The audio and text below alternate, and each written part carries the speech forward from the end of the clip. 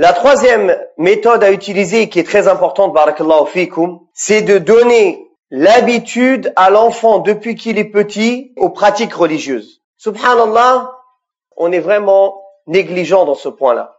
On croit qu'un enfant, il faut le laisser jusqu'à qu'il soit grand. Après, on va lui dire qu'est-ce que c'est l'islam et quels sont les ordres de l'islam et quels sont les interdits. Non, c'est une bonne chose de lui enseigner, mais il faut aussi l'éduquer.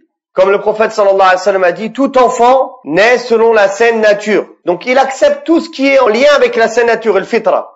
L'islam, c'est la religion de la saine nature.